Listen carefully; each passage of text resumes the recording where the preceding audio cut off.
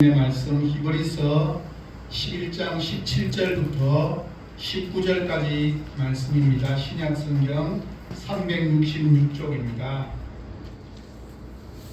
오늘 본문 말씀 히브리서 11장 17절부터 19절까지 말씀을 저와 여러분이 함께 말씀을 합독하도록 하시겠습니다.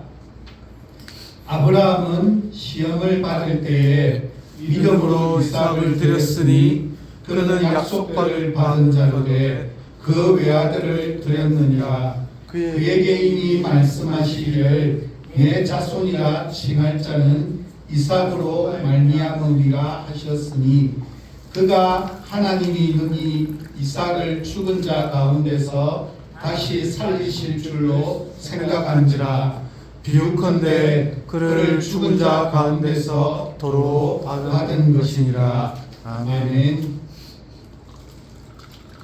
오늘 본문의 배경을 설명하는 창세기 말씀은 창세기 22장 1절부터 14절까지 말씀입니다. 원래 큐티 말씀을 빌리면 오늘부터 시작되어져야 되는 본문인데 오늘부터 요한복음이 시작되어져서 안타깝습니다. 부활절 이후에야 이 본문을 새로 접하게 됩니다. 창세기의 이 부분은 아브라함의 삶에 있어서 가장 아름다운 내용입니다. 구약 배경으로 기독교 명화를 그리는 유명한 화가들이 가장 많은 부분을 그린 부분이 바로 창세기 22장을 배경으로 하고 있습니다. 이삭을 손을 붙들고 가고 있는 장면, 이삭을 칼로 내리치려고 하는 장면, 그 순간에 하늘에서부터 빛이 내리치는 강렬함으로 인해서 잠시 멈추게 되는 장면 등이 대표적인 명화입니다. 오늘 본문 이후에 아브라함은 창세기에서 더 이상 주인공이 아니라 주변인으로 등장하다가 곧 퇴장해버리고 맙니다. 다시 말해서 아브라함이 인생 가운데서 가장 아름다운 믿음의 절정인 모습을 설명하는 것이 오늘 본문의 내용입니다. 아브라함의 최종적이고 성숙하고 완성된 믿음의 모습이 무엇인지를 우리에게 보여줍니다. 아브라함의 삶에는 지금까지도 여러 번의 시험 테스트가 있었지만 오늘 본문의 테스트가 가장 힘들고 어려운 테스트였고 마지막 테스트에 해당됩니다. 이런 문제에 대해서 이규현 목사는 믿음 불패에서 이렇게 설명합니다. 하나님은 우리의 믿음을 항상 테스트하십니다. 좋은 믿음은 저절로 생기는 것이 아닙니다. 크고 작은 시험을 수없이 거치면서 만들어집니다. 우리도 지금까지 수많은 시험을 거쳐서 지금 현재의 자리에 있는 것이 우리의 모습입니다. 창세기 12장에서 하나님께서 아브라함을 부르셨던 이후에 역시 수많은 테스트를 받았습니다. 그리고 이삭을 제물로 바치는 사건인 창세기 22장이 있기 전까지 아브라함은 크고 작은 테스트를 통해 잔뼈가 굵어져서 마침내 모리아 산에 서게 되었습니다. 믿음 생활에서 시험이라고 하는 테스트는 결코 피할 수 없다고 이야기합니다. 그러므로 시험을 당할 때 이상하게 생각하지 말아야 합니다. 시험이란 테스트를 잘 통과해야 믿음이 비로소 검증됩니다. 아이들이 학교에서 어느 정도의 수준에 있는지를 점검하는 방법은 학교에서 치는 시험입니다. 시험을 치기 전까지는 자녀의 수준이 어느 정도인지 정확하지 않습니다. 단지 실력이 좋다고 자기도 반에서 꽤 잘 나간다고 말하는 것 정도를 듣고 알 수 있을 뿐입니다. 물론 아이들의 실력이 꼭 시험으로 다 평가할 수는 없지만 객관적인 기준으로 활용될 수밖에 없습니다. 공부를 잘하는 학생은 시험을 자주 치고 싶어하고 그것을 통해서 인정받으려고 합니다. 그런데 공부를 잘 못하는 사람은 시험을 가능하면 안 치기를 바랍니다. 오늘 본문에서 아브라함이 모리아산에서 이삭을 바치는 사건은 테스트라는 주제에 있어서 가장 최고봉이라고 할 수 있습니다. 아브라함은 이 시험을 통과하면서 시험에 있어서만큼은 전설적인 인물이 됩니다. 이 테스트를 통과하면서 아브라함에게 새로운 믿음의 세계가 열렸습니다. 시험이라는 테스트는 힘들고 어렵지만 통과하기만 하면 더 멋진 세계를 경험하게 됩니다. 신앙의 성숙은 여러 가지 크고 작은 시험을 거치며 연단되어질 때 비로소 온전한 믿음으로 세워집니다. 하나님은 테스트를 통해 우리의 믿음이 어떤 상태에 머물러 있는지, 우리의 중심이 어디를 향하고 있는지를 드러내 보이심으로 우리의 신앙을 더 정결하게 빚어내십니다. 이것은 우리를 온전한 믿음의 자리로 데려가시기 위함입니다. 한마디로 성도들에게 시험이라는 테스트는 피할 수 없습니다. 그래서 야고보와 베드로 사도는 시험에 대해서 이렇게 이야기합니다.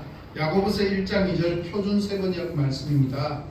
나의 형제 자매 여러분, 여러 가지 시험에 빠질 때에 그것을 더할 나위 없는 기쁨으로 생각하십시오. 베드로 사도는 베드로전서 4장 12절과 13절에서 이렇게 말합니다. 사랑하는 자들아, 너희를 연단하려고 오는 불시험을 이상한 일 당하는 것 같이 이상히 여기지 말고 오히려 너희가 그리스도의 고난에 참여하는 것으로 즐거워하라. 이는 그의 영광을 나타내실 때에 너희로 즐거워하고 기뻐하게 하려 함이라.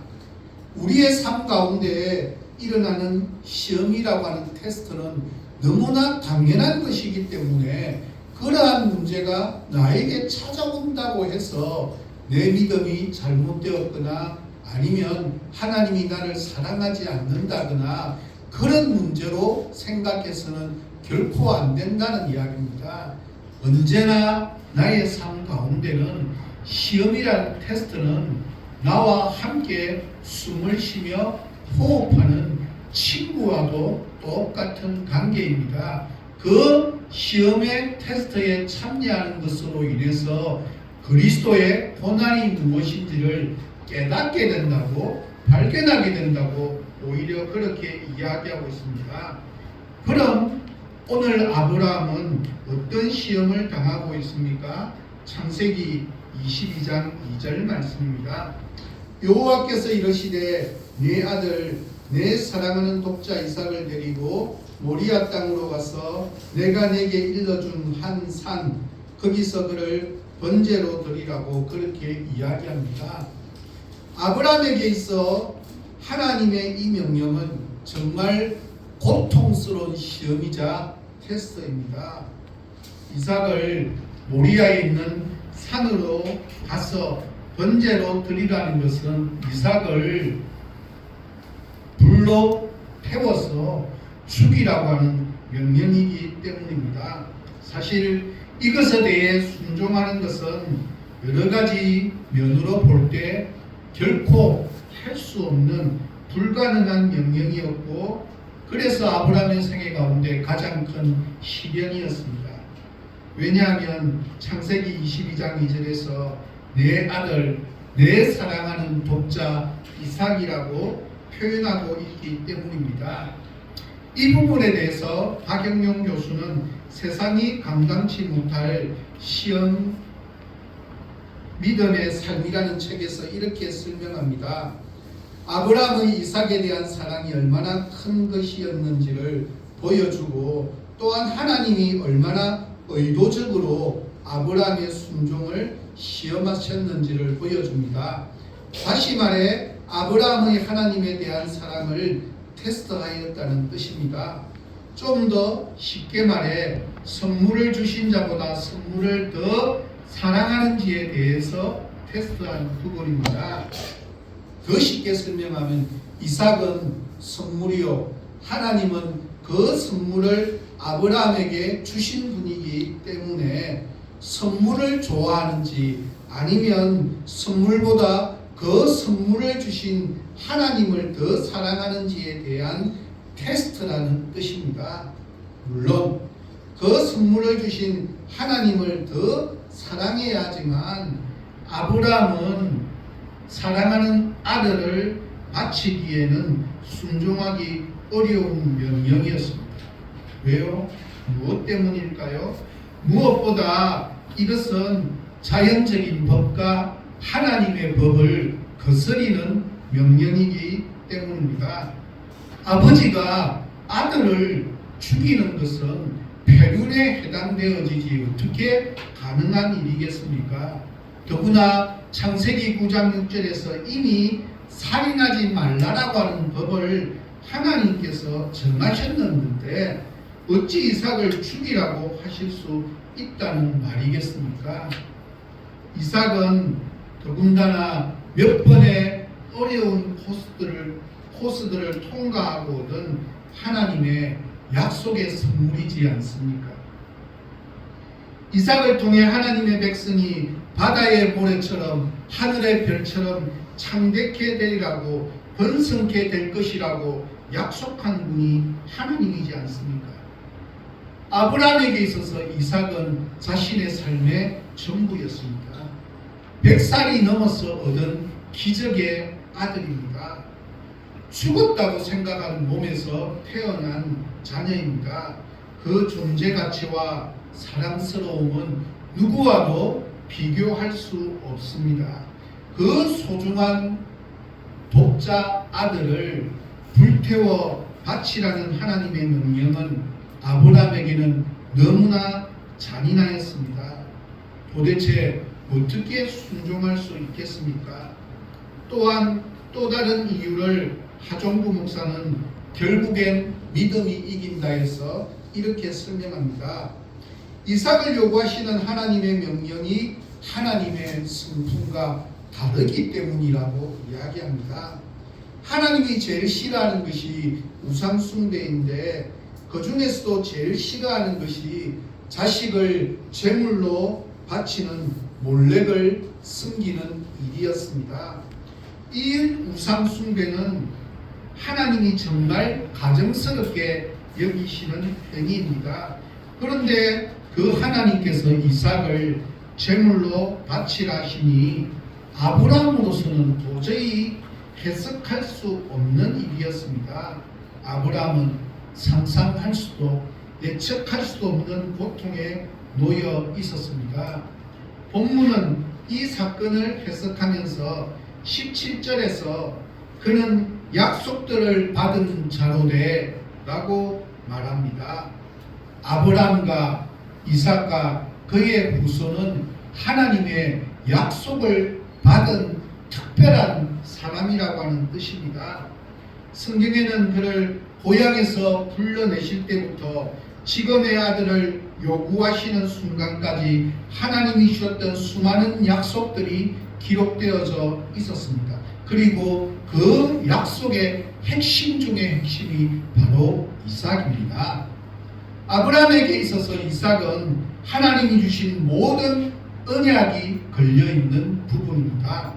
이삭이 자녀를 낳고 그 자녀들이 또 자녀를 낳고 그 자녀의 후손들 중에서 그리스도가 오시고 그 그리스도를 통해서 민족과 열방이 주께로 돌아가게 되는, 그래서 하나님 나라의 확장의 도구로 이루어지게 되는 그 길이 이삭으로부터 시작되어진다고 하나님께서 약속했지 않습니까? 그런데 그 이삭을 죽이라고 말씀합니다. 이것은 아브라함이 이때까지 자신의 삶을 지탱해왔던 모든 기둥 자체를 무너뜨리는 일이자 그의 전부를 요구하는 시험이자 테스트입니다. 하나님께서 초신자들이나 믿음이 연약한 자들에게는 결코 이런 테스트를 할 수가 없습니다. 이 시험은 아브라함의 인생의 말미에 신앙이 연단되고 자라서 이 시험이 어떤 것인지를 분별할 줄 아는 때에 주셨지만 그럼에도 아브라함에게는 여전히 고통스럽고 아픈 테스트입니다. 살아온 인생의 전부가 무너져 내릴 것 같은 테스트입니다. 그래서 또 어떤 부류의 사람들은 이렇게 해석합니다. 홍정길 목사의 믿음의 사람들에서는 이렇게 해석합니다. 하나님, 내가 하나님께 자식을 드릴 수는 있지만 만약 하나님께 드리면 하나님의 약속은 무너집니다. 하나님께서 내 아들을 통해서 하늘의 별처럼 바다의 모래처럼 평안케 하셨다고 약속하셨습니다. 그런데 내 아들 이삭을 죽이면 하나님의 약속이 무너집니다. 그래서 제 마음으로는 드리고 싶지만 하나님의 영광을 위해서는 안 될 것 같습니다. 이처럼 가장 이성적이고 가장 합리적이고 가장 논리적으로 하나님의 요구를 거절할 수도 있지 않겠습니까? 잘 생각해보면 우리의 인생 속에서도 하나님의 명령과 요구를 받을 때마다 나는 형편이 아직은 안 되니까 아브라함이야 그럴 수 있지만 아브라함과 나의 처지가 다르니까 몇 년간 아니 아주 조금만 더 기다려달라고 몇천 년 전하고 지금 현대가 어떻게 똑같겠냐고 얼마나 마음속으로 많은 변명을 하고 있는지 모릅니다. 그 변명 때문에 하나님의 복을 나의 것으로 만들지 못하는 경우가 참으로 많이 있습니다. 왜 아브라함이 믿음의 원조요 믿음의 조상이라고 불리우는지 그 이유가 무엇인지에 대해서 오늘 본문 17절에서는 그는 약속들을 받은 자로되 그 외아들을 드렸느니라 라고 말씀하고 있습니다. 여기서 드렸으니의 원어 프로센의 노케는 프로스페로의 완료 시제입니다. 여기서 완료 시제가 사용된 것은 아브라함이 드린 그 이삭을 하나님이 이미 받으셨다는 사실을 암시하시기 위함입니다. 아울러서 하나님께서 이미 이삭을 받으셨다는 의미가 함께 담겨져 있습니다. 아브라함의 결단과 마음을 보시고 이삭을 진짜 죽이지 않았지만 아브라함의 마음으로부터 이미 하나님께서는 그것을 받으셨다라고 하는 뜻이 이 속에 담겨 있습니다. 한마디로 아브라함이 이삭을 죽이려는 순간 하나님이 막으셨습니다. 대신 준비된 수양으로 번제를 드렸습니다. 드림의 행위는 얼마나 귀하고 아름다운지 모릅니다. 아브라함에게 이삭을 드림은 단순하지 않습니다. 분명 이삭은 아브라함에게 최고의 것이고 삶의 유일한 것이고 생명과도 같은 것입니다. 그럼에도 이 드림에 대한 믿음을 창세기 22장 3절에서 아브라함의 순종을 이렇게 설명합니다. 아브라함이 아침에 일찍이 일어나 나귀의 안장을 지우고 두 종과 그의 아들 이삭을 데리고 번제의 썰나무를 쪼개어 가지고 떠나 하나님이 자기에게 일러주신 곳으로 가더니 여기서 의문을 가져봅니다. 하나님이 말씀하신 그 일이 그렇게 아침부터 서두르며 행해야 될 일이었을까? 오랜 시간 심사숙고해서 결정해도 후회될 일인데 아브라함은 이런 아침부터 일어나서 순종의 길로 나섰습니다. 우리는 어떤 일에 대해 시간을 두고 결정하다 보면 자주 후회하게 됩니다.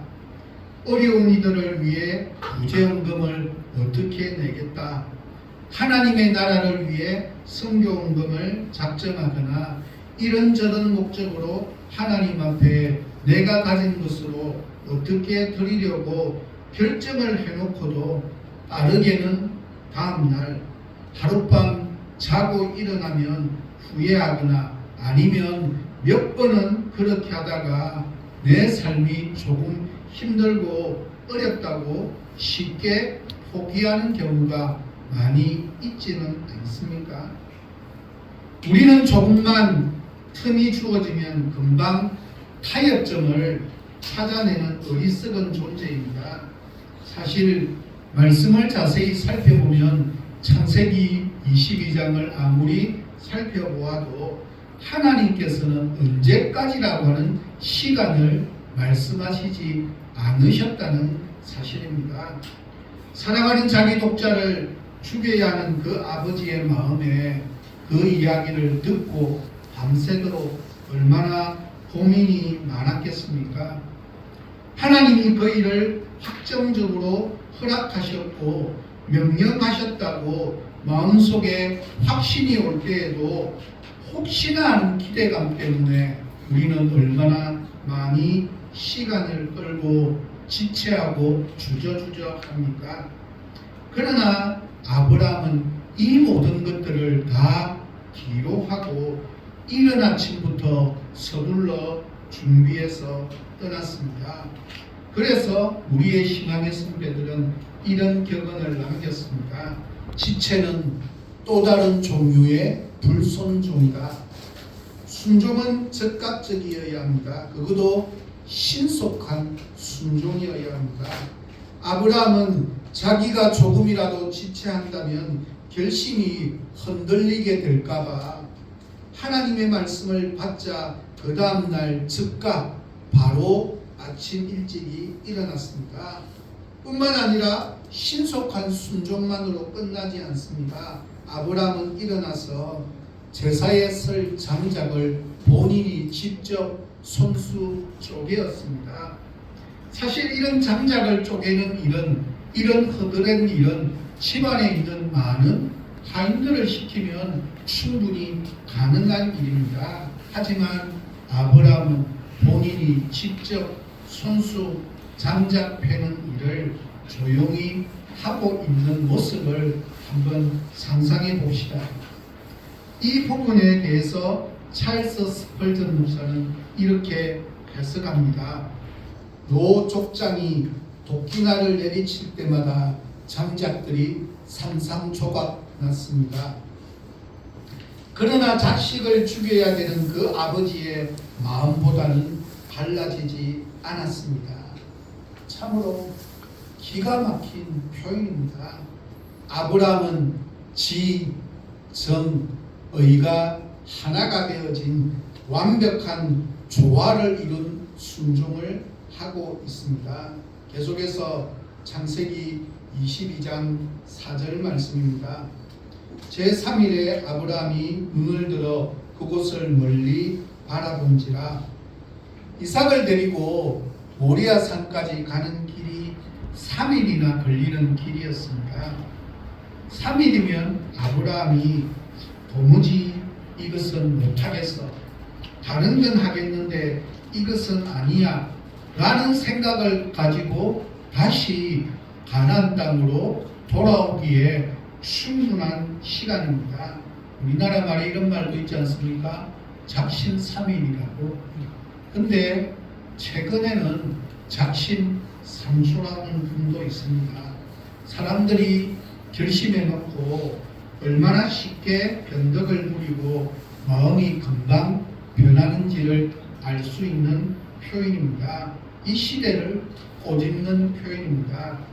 그렇지만 아브라함은 3일 동안 길을 갔습니다.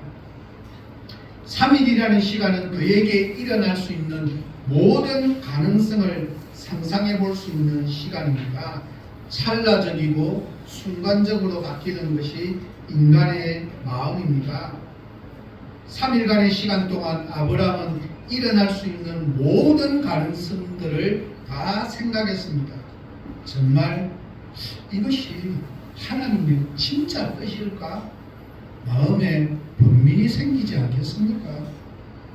눈에 넣어도 아프지 않을 자식을 생각할 때 그 마음이 천갈래 만갈래 찢어질 수밖에 없지 않겠습니까?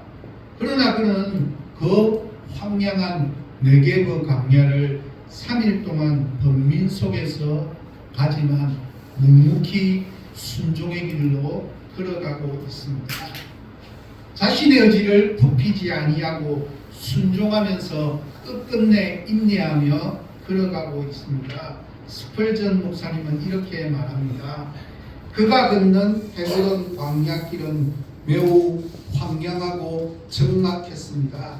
그러나 자기 자식을 죽여야 하는 노족장의 마음보다는 쓸쓸하지 않았습니다. 하나님은 우리에게 억지로 순종할 것을 요구하지 아니하십니다. 이 테스트에 순종하지 않으면 어려움을 주실 것이라는 생각에 억지로라도 행하는 것을 하나님은 기뻐하지 않습니다. 아브라함은 그의 의지대로 얼마든지 돌아갈 수 있었지만 그렇게 하지 않았습니다. 아브라함은 본인의 순종이 없으면 갈 수 없는 그 길을 지나 아브라함은 묵묵히 모리아 산에 도착했습니다. 그리고 종들에게 이렇게 말합니다. 창세기 22장 5절 말씀입니다. 너희는 나귀와 함께 여기서 기다리라고 이야기합니다. 종들이 함께 산으로 올라갔다면 아브라함이 이삭을 잡으려고 했을 때 종들이 어떻게 하겠습니까? 앞으로 자신들의 새로운 주인이 될 이삭을 죽이려고 하는 바로 그 순간에 그냥 내버려 두었을까요? 종들이 나서서 물리치고 아브라함을 이겨서 이삭을 살리지 않겠습니까? 그래서 아브라함은 그렇게 말할 수도 있지 않겠습니까? 나는 정말 바치고 싶었는데 종들 때문에 바치지 못하게 되었다고, 어쩔 수 없다고, 그러니 살려야 되겠다고 절묘한 그림이 그려질 수도 있지 않겠습니까? 그러면서 이렇게 말할 수 있습니다. 하나님, 저는 순종하기로 결심해서 내 아들을 여기까지 데려왔습니다. 그런데 무식한 이 종들이 하나님의 뜻을 잘 모르고 방해를 했습니다. 저는 바치려는 마음이 컸는데 저 녀석들 때문에 못 바쳤습니다.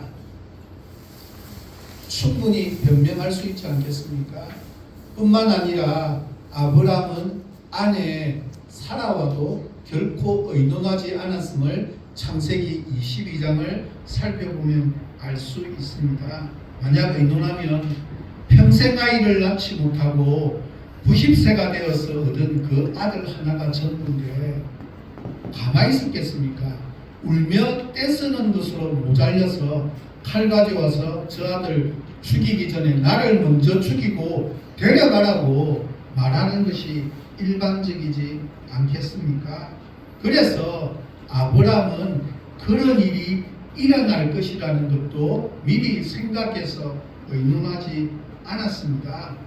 자기 아들을 하나님 앞에 드리는 데 있어서 아주 조금이라도 방해 요소가 될 수 있는 것이 무엇인지를 그는 충분히 숙고하고 그 모든 것들을 하나하나 자신이 스스로 해결하며 그는 순종의 자리로 나아가고 모리아 산까지 이르게 되었습니다. 우리는 주님께 순종한다면서 마음으로는 그런 그림을 그릴 때가 많이 있습니다. 주님을 섬기는 기쁨과 육신의 소유들이 깨어지지 않는 기쁨을 동시에 만족시키는 신앙생활을 하고 싶은 것이 연약한 우리 인간의 본성입니다. 그래서 아브라함은 그런 마음을 잘 알기에 종들을 떼어놓았고 아내와도 의논하지 않았습니다. 그런 모든 방해물들을 사전에 미리 끊어내음으로써 이삭을 드리려는 선택을 끊임없이 순종하며 나아가고 있습니다. 그나마 그것은 앞으로 행할 일보다도 덜 어려웠을는지 모릅니다. 명령을 듣고 모리아산에 오기까지 아브라함에게 매 순간이 힘들고 어려웠지만 그것을 넘어서는 더 힘들고 어려운 결정이 기다리고 있습니다. 모리아산에 이르자 이삭이 아브라함에게 묻기 시작합니다. 창세기 22장 7절 말씀입니다. 내 아버지여 하니 그가 이르되 내 아들아 내가 여기 있노라. 이삭이 이르되 불과 나무는 있거리와 번제할 어린 양은 어디 있나이까. 이삭으로부터 이 질문을 받게 되었을 때 아브라함의 마음은 어떠했을까요? 내리치려고 하는 그 순간 눈이 마주치면 그때 아브라함의 마음은 어떠했을까요? 하나님의 말씀에 따라 사는 믿음의 삶에서 치명적인 장애물 중 하나는 바로 사랑하는 사람들이 아닐까라고 그렇게 생각해 봅니다. 아브라함의 경우처럼 하나님은 신뢰하는 삶 가운데 가장 사랑하는 사람을 마치 칼로 찔러 죽이는 것처럼 잃어야 하는 아픈 순간에도 하나님이 말씀하는 자리로 나아갑니다. 그래서 본문은 아브라함의 무엇이 그것을 가능하게 했다고 말하는가 하면 본문 17절의 말씀이자 오늘의 설교 제목입니다. 믿음으로 이삭을 드렸으니. 아브라함은 우리와 똑같은 성품을 가진 사람이기에 테스트 앞에서 엄청난 고통과 좌절을 겪었을 것이 분명합니다. 그러나 그는 순종의 자리로 나아갔습니다. 흉내만 낸 것이 아니라 실제 칼을 들고 이삭을 죽이려 할 때 하나님의 다급한 목소리로 그를 부르시며 중지시킬 만큼 아브라함은 하나님 앞에 온전히 순종했습니다. 말씀에서는 아브라함이 이삭을 드릴 수 있었던 이유에 대해서 뭐라고 해석합니까? 히브리서는 믿음으로 라고 말합니다. 우리로 하여금 죄를 씻음받게 하고 성도가 되게 하고 하나님의 자녀가 되게 하는 그 귀한 은혜의 통로인 믿음으로 말미암아 그가 하나님께 온전히 순종했음을 밝히고 있습니다. 아브라함은 하나님으로부터 받은 수많은 약속이 분명 있었습니다. 이삭이 낳은 후손을 통해 예수님이 오실 것이고 그분을 통해 민족과 열방이 복을 얻을 것이라는 약속은 틀림없이 믿었습니다. 그런데 그 약속과 정면으로 배치되는 것 같은 명령이 그에게 떨어지고 전혀 이해되어지지 않는 상황에서 그는 무엇을 합니까? 하나님을 인정합니다. 그는 자기의 뜻과 하나님의 뜻이 다를 수 있음을 인정하고 믿음으로 이삭을 드렸습니다. 하나님은 아브라함의 이런 하나님의 주권과 능력을 아브라함이 온전히 인정하고 믿게끔, 그래서 그 어떤 절망적인 상황이 있지만 분명히 하나님이 주도권을 잡고 그 능력으로 어떤 일을 하고 계심을 아브라함은 철저히 신뢰했기에 이 일이 가능하였습니다. 그렇다면 아브라함은 이런 힘들고 어려운 테스트를 통과할 때마다 하나님께서 주신 가장 큰 은혜가 무엇일까요? 본문 19절 말씀입니다. 하나님이 능히 이삭을 죽은 자 가운데서 다시 살리실 줄을 생각한지라. 무슨 말입니까? 하나님의 말씀이 깨달아지는 진리를 경험하게 된다고, 순종하고 나니까 비로소 그것이 왜 그렇게 하셨는지를 알게 된다라고 이야기합니다. 아브라함은 이삭을 드리는 그 어려운 테스트를 감당하면서 새로운 믿음의 눈이 열렸습니다. 하나님이 이삭을 다시 살렸으라도 하나님의 약속을 이루어 주실 줄 믿는 그 믿음이 그에게는 생겼습니다. 다시 살려주시리라는 그 진리를 보는 눈이 아브라함에게는 생겼다라고 해석합니다. 이 현상에 대해서 신학자들이 흔히 하는 표현을 빌리자면 계시의 점진성입니다. 무슨 말인가 하면 하나님의 말씀의 뜻이 어느 지점에 내가 순종할 때마다 한꺼번에 다 드러나는 것이 아니라 점진적으로 조금씩 깨닫게 되는 은혜를 말합니다. 오늘날 많은 그리스도인들이 교회 마당만 밟고 그냥 왔다 갔다 합니다. 신앙생활을 하고 있지만 테스트하는 시험을 당하면 하나님을 회피하거나 자기 연민에 빠져서 육신의 방법으로 반응해 버립니다. 시험을 통해 우리의 본질을 드러내시고 더 정결하고 영광스러운 신앙의 자리로 데려가시려는 하나님의 깊은 은혜를 깨닫지 못하고 너무나 피상적이고 습관적으로 신앙생활을 합니다. 그래서 신앙의 성숙이 더디게 일어나고 오래 걸립니다. 아브라함이 이삭을 드렸을 때 이삭을 데려가지 않고 이삭을 대신할 순양을 예비해 놓으시며 아브라함의 눈을 또 한 번 열어주셨습니다. 아브라함은 여호와 이레, 즉 하나님이 여호와의 산에서 다 준비하신다는 것을 깨닫게 되었습니다. 전적인 순종의 과정을 거치지 않았다면 도저히 들어갈 수 없는 믿음의 세계로 한 걸음 내딛기 전에는 보이지 않는 믿음과 말씀의 영광스러운 세계로 아브라함은 비로소 들어가게 되었습니다.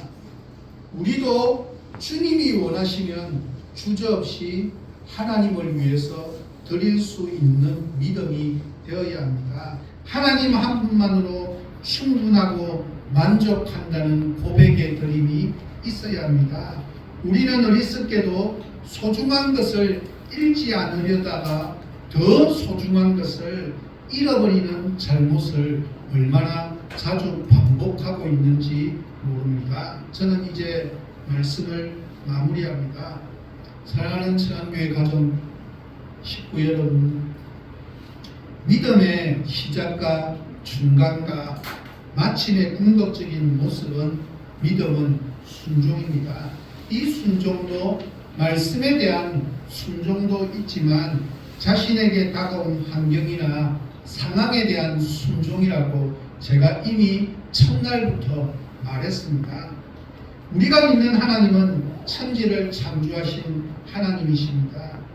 그분은 멀리 계시지 않고 언제든지 내 삶 속에서 나와 함께 하시는 분이십니다. 그럼에도 불구하고 내가 살아가면서 내가 원하지 않는 힘들고 어려운 일을 만나거나 사업이 힘들어지거나 고통스럽거나 자녀가 나를 힘들게 만들고 어려운 환경에 처하거나 가족들 가운데 건강이 위험 가운데 처한다면 무슨 생각을 할까요? 이것은 나를 사랑하시는 하나님께서 결코 나를 괴롭게 하시고자 하는 목적이 아님을 우리는 꼭 기억해야 합니다. 천지를 창조하신 하나님께서 그 상황 속에서 나의 무엇인가를 새롭게 빚으시기 위함임을 믿고 그 상황을 믿음의 눈으로 수용하고 받아들이는 믿음이 필요합니다. 전능하신 하나님을 믿는다고 하면서도 많은 그리스도인들은 자기의 기대와 다른 상황이 주어졌을 때 무조건 피하려만 하고 도망가려고만 합니다. 그런데 따지고 보면 그것은 그 상황을 주신 하나님을 안 믿는 행동입니다. 내 앞에 닥치는 어떤 상황이든 하나님께서 피하라고 주시는 것이 아닙니다. 뚫고 나가라고 주시는 문제일 때가 더 많습니다. 뚫고 나가는 가운데 나를 향하신 하나님의 뜻이 무엇인지 분명 깨닫게 되는 은혜가 있습니다.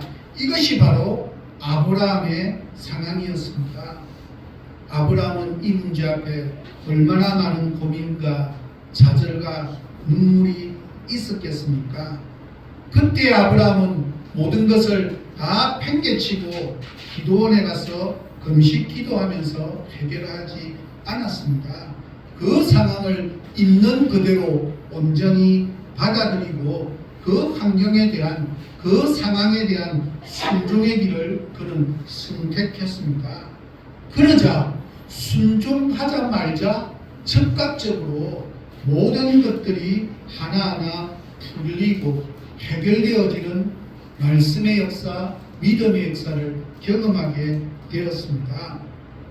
우리는 믿음의 선조들의 결과들을 바라보기 전에 아름다운 믿음의 순종의 여정을 볼 수 있는 믿음의 눈이 있어야 합니다. 그들은 한결같이 힘들고 어려운 상황 속에서 그 상황을 있는 그대로 믿음으로 맞닥뜨렸고 맞서 싸워나갔고 순종의 길에 들었었습니다. 그래서 그 결과는 하나님께서 더 놀라운 은혜의 길로 인도해 주셨습니다. 아브라함에게 있어서 이삭은 그의 목숨이었고 유일한 것이었고 최고의 것이었고 최선의 것이었지만 믿음으로 이삭을 드렸다라고 그렇게 말씀합니다. 우리도 믿음으로 드려야 합니다. 왜냐하면 하나님은 우리의 모든 것을 알고 계시고 더 좋은 것으로 우리의 삶에 내가 드린 것보다 더 크고 놀라운 방법, 내가 원하는 것이 아니라 하나님의 원하시는 것으로 가득 채워주시는 하나님이시기 때문입니다. 이런 하나님께 우리의 소중한 것이 나의 것이 아니라 하나님의 것임을 잊어버리지 아니하고 하나님의 것을 드림으로 하나님께서 더 크고 놀라운 것으로 채워주시는 은혜를 매 순간순간 경험하며 살아가는 귀하고 복된 남은 생애가 되시기를 예수 그리스도의 이름으로 간절히 부탁드립니다. 기도하도록 하겠습니다. 말씀으로 우리를 인도하시는 하나님 감사합니다. 아브라함은 순종할 수 없는 상황, 도저히 이해할 수 없는 환경을 맞닥뜨렸지만 그럼에도 불구하고 하나님의 뜻이기에 나의 생각이 아니라 하나님의 생각에 맞추어서 그 상황을 믿음으로 받아들이고 순종의 길을 선택했던 아름다운 드림의 삶을 바라보게 됩니다.